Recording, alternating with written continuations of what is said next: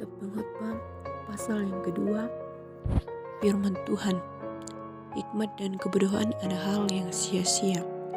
Aku berkata dalam hati, mari aku hendak memuji kegirangan, nikmatilah kesenangan.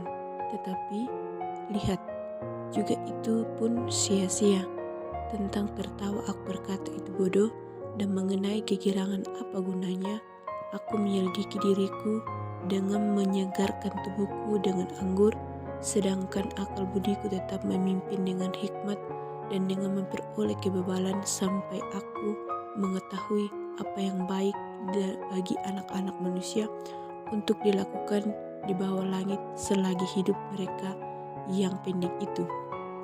Aku melakukan pekerjaan-pekerjaan besar, mendirikan rumah-rumah bagiku, menanami bagiku kebun-kebun anggur.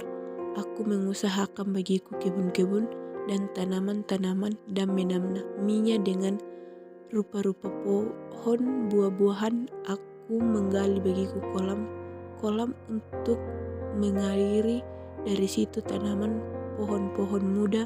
Aku membeli budak-budak laki-laki dan perempuan dan ada budak-budak yang lahir di rumahku.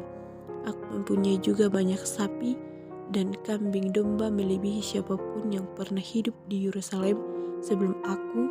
Aku mengumpulkan bagiku juga perak dan emas, harta benda, raja-raja dan daerah-daerah. Aku mencari bagiku biduan-biduan dan biduanita dan yang menyenangkan anak-anak manusia, yakni banyak gudik. Dengan demikian aku menjadi besar, bahkan melebihi besar daripada siapapun yang pernah hidup di Yerusalem sebelum aku. Dalam pada itu hikmatku tinggalkan tetap padaku. Aku tidak merintangi mataku daripada pun yang dikehendakinya. Dan aku hendak tidak memahami hatiku dari sukacita apapun, sebab hatiku bersukacita karena segala jeripayahku, itulah buah segala jeripayahku. Karena aku melihat segala pekerjaan yang telah dilakukan tanganku dan segala usaha yang telah kulakukan untuk itu dengan jeripayah, lihatlah segala sesuatu adalah kesia-siaan dan usaha menjaring angin. Memang tidak ada keuntungan di bawah matahari. Lalu berpalinglah untuk meninjau hikmat, kebodohan, dan kebebalan. Sebab apa yang dapat dilakukan orang menganggap tindakan raja, hanya apa yang telah dilakukan orang, dan bodoh melihat bahwa hikmat melebihi kebodohan, seperti terang melebihi kegelapan.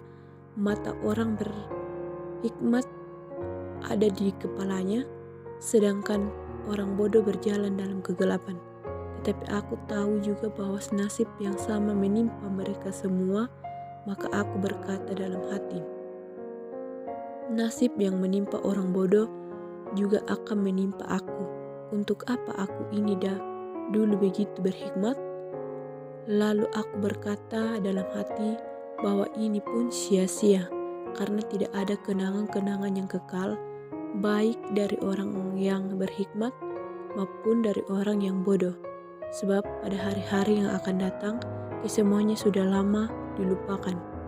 Dan orang yang berhikmat mati juga seperti orang yang bodoh.